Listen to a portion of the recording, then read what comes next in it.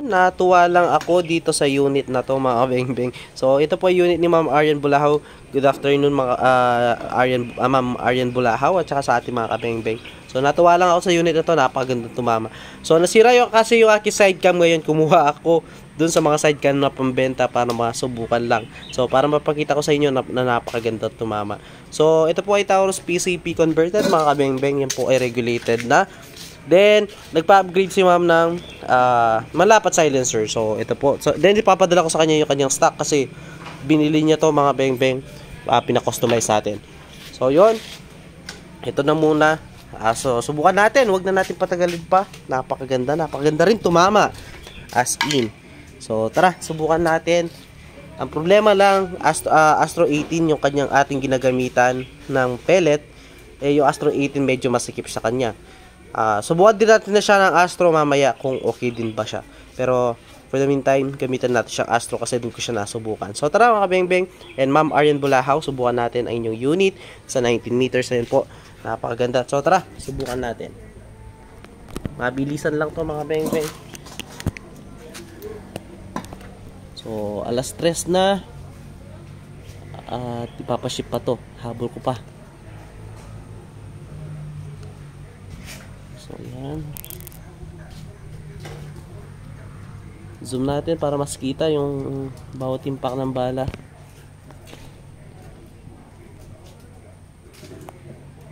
So, yan. Astro 18 ang ating gagamitin mga kabeng-beng. Unresized and sorted straight from the box ng mga bala ng Astro 18. So, tara, subukan natin mga kabeng-beng. So, yung problema sa Astro 18 is malaki yung kanyang head at saka skirt para dito sa unit na to, pero napakaganda tumama sa Astro 18. So first shot po, mabilisan lang to, mabilisan lang mga kabeng-beng. First shot, dito tayo. Astro 18 ating gagamitin, o kaya dito sa itaas niya. So Astro 18, first shot. Second shot.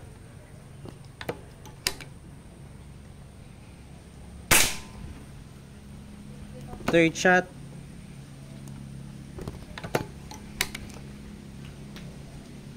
Solid kumama, oh. Napakaganda kumama.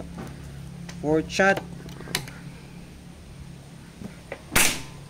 So, yun. Move natin yung ating pagkaka-zero.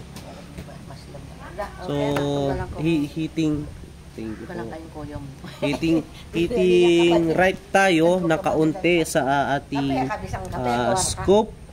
Then, hitting left siya sa ating camera. Naka-mirror po kasi tayo. So, dito. Pang 5th shot na yata.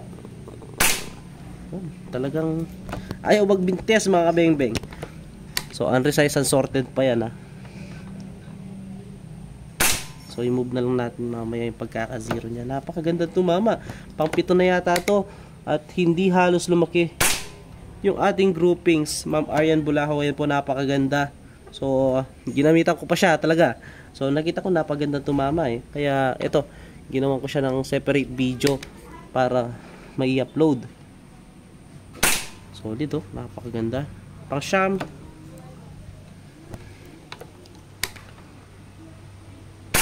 Pang 10. Napaka-solid tumama. Napakagandang grouping. Yun ito yung ating reference, ito yung ating grouping. Hindi man lumaki. Kasi isinama pa yung reference natin. Napakaganda mga beng-beng. Ayan solid ang groupings niya. So subukan natin siya sa Meteor kung okay din ba siya. Kasi dito sa ating Astro 18 is medyo malaki yung kanyang head and skirt. Subukan natin sa Meteor.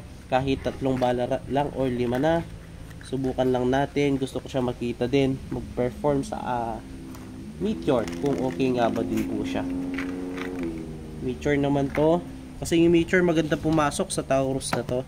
Sa mga Taurus medyo maliit yung kanyang skirt. So dito tayo banda sa ilalim. So subukan natin. So yan, gawin natin reference yun mga beng-beng, dahil nga po is gumagalaw yung ating gato Bali first shot pa lang to, reference yung una.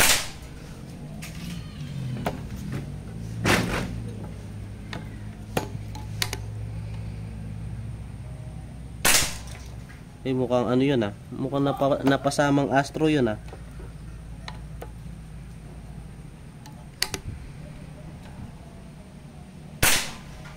Astro yata itong mga nakuha ko mga kabeng-beng, nagkahalo-halo.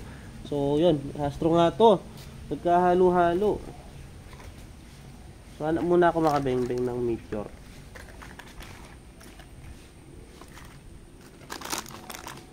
So yun, nagkahalo-halo yung ating mga bala dito.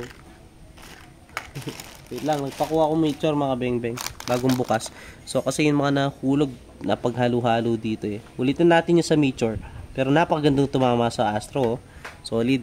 Beng-beng. So, pagbigyan lang natin na masubukan sa Meteor. Kasi, pwede kong i-recommend sa kanya yung Astro talaga. Yun lang talaga. Medyo ano siya. Medyo mahirap siyang ipasok. So, kung maganda siya tumama sa Meteor, mas maganda sa Meteor dahil di siya mahirapan magpasok ng bala. So, dito. Bukan natin dito. Ito mga Meteor na to mga beng-beng.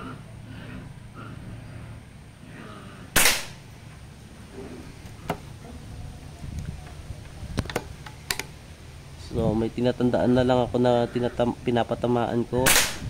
So yun. Okay din siya pero di siya kasing okay ng grouping ng Astro. Pero mas okay pa rin yung Astro mga beng-beng. So dun tayo pa rin sa Astro. So yun, Astro na lang tayo. Sa Meteor mga beng-beng, medyo malaki yung kanyang ano, at least dito. So yun, lapitan na lang natin. So siguro stick na lang tayo sa Astro. So gusto ko lang siyang recommend sana ng ibang bala na mas easy pasok. So i-resize na lang siguro ni Sir. Ay ni Ma'am Arian Bulahaw. So sa kanya Mister yata to. So tara, pakita ko lang yung groupings niya. So ayan po, napakagandang to mama. Ayan po. Solid. Ayan o, pinakamaliit na daliri ko. Ito yung unang groupings niya na video ko na walang side cam. Isinend ko kay ma'am to. Then ito, ayan with side cam na. Mas lumiit. Napakaganda. Solid. So yun po mga beng-beng, yun lang muna. So Ma'am Arian Bulahaw, napakagandang tumama sa Meteor. Okay din, pero hindi siya kagandahan nito. So yun mga beng-beng, God bless. Peace out.